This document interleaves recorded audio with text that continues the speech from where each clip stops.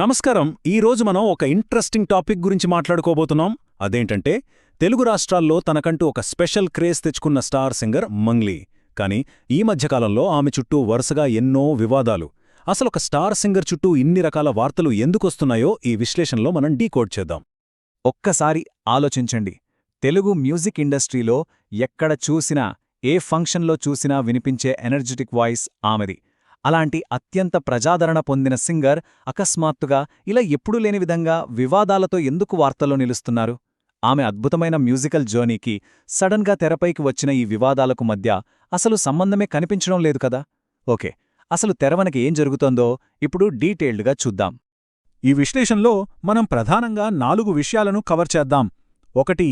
బోనాల పాట వివాదం. 2. Political rumours. 3. మైక్రోఫైనాన్స్ స్కామ్ ఆరోపణలు. మరియు 4. రీసెంట్గా ఆమెకు ఎదురైన ఒక ప్రమాదం. ఈ సంఘటనలన్నింటినీ కన్ఫ్యూజ్ కాకుండా విడివిడిగా, ఎలాంటి పక్షపాతం లేకుండా ఎగ్జామిన్ చేద్దాం. ముందుగా మన మొదటి టాపిక్ బోనాల పాట వివాదం.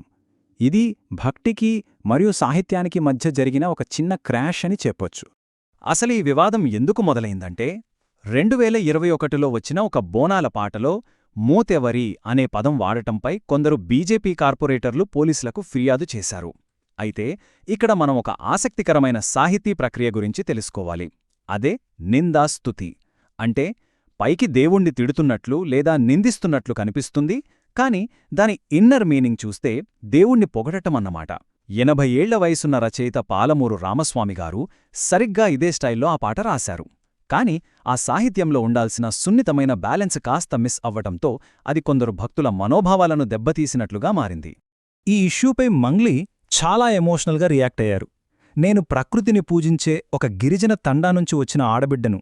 అమ్మవారి కృప, ఆంజనేయస్వామి దీవెనల వల్లే నేనీ స్థాయిలో ఉన్నాను అని ఆమె వివరణ ఇచ్చారు. అంతేకాదు, తన సొంత ఊరిలో భక్తితో ఆంజనేయస్వామి గుడి కట్టించిన విషయాన్ని కూడా ఆమె గుర్తుచేశారు.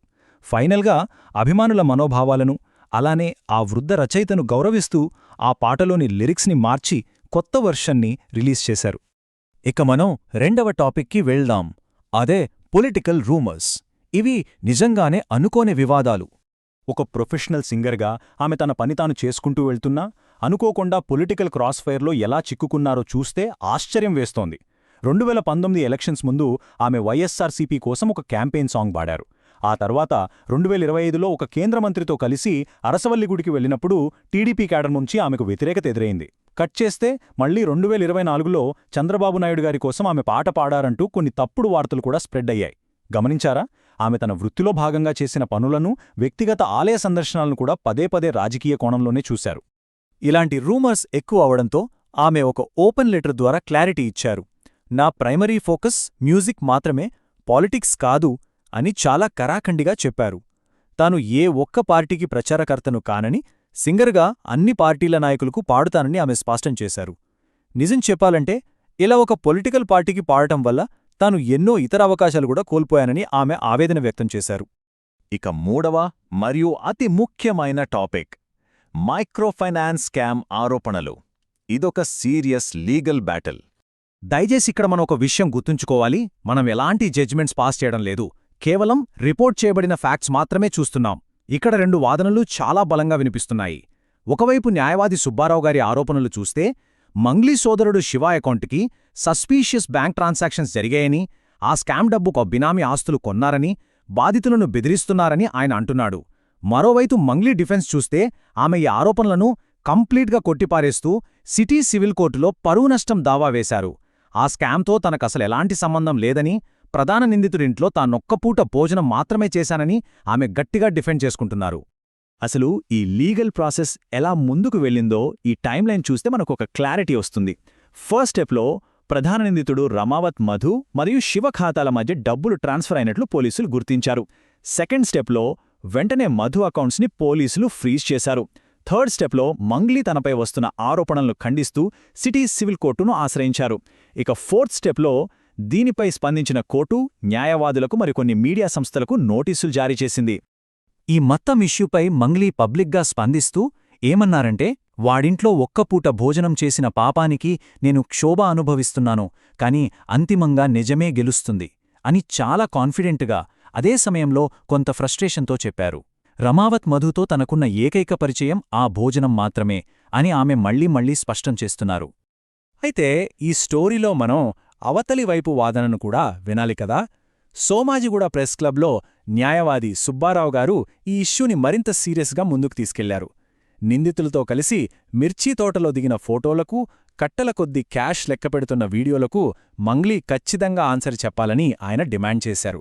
అంతేకాదు, తనకు ప్రాణహాని ఉందని, డీజీపీ రెస్పాన్స్ సరిగా లేదని చెప్తూ ఈ విషయాన్ని నేరుగా ముఖ్యమంత్రి దృష్టికే తీసుకెళ్తానని ఆయన ప్రకటించారు. ఇక మన 4వ టాపిక్ 2024లో జరిగిన కారు ప్రమాదం. ఒకవైపు ఇన్ని వివాదాలు, ప్రెషర్ నడుస్తున్న టైంలోనే ఆమెకు ఈ ఊహించని యాక్సిడెంట్ జరిగింది. సోషల్ మీడియా రూమర్స్ని పక్కనపెట్టి ఫ్యాక్ట్స్ చూస్తే మార్చ్ 2024లో శంషాబాద్లో ఒక మాస్ సూపర్ సింగర్ పార్టీ ముగించుకుని మంగ్లీ మరియు ఆమె ఫ్రెండ్స్ తిరిగి వస్తున్నారు. అప్పుడు తొండపల్లి రోడ్డు వద్ద ఒక భారీ ట్రక్ వాళ్ల కారును వెనుక నుంచి బలంగా ఢీకొట్టింది. ఇది కంప్లీట్గా ఆ ట్రక్ డ్రైవర్ నిర్లక్ష్యం వల్లే జరిగిందని పోలీసులు ఐపీసీ సెక్షన్ 279 కింద కేసు నమోదు చేశారు. లక్కీగా ఆ ప్రమాదం నుండి ఆమె చిన్నపాటి గాయాలతో సేఫ్గా బయటపడ్డారు.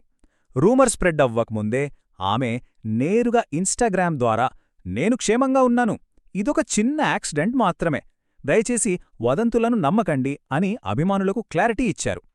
మీడియాలో ఇన్ని రకాల వార్తలొస్తున్నప్పటికీ ఆమె నేరుగా కమ్యూనికేట్ చేయడం ఈ స్టోరీకి ఒక హ్యూమన్ టచ్ని ఇచ్చింది.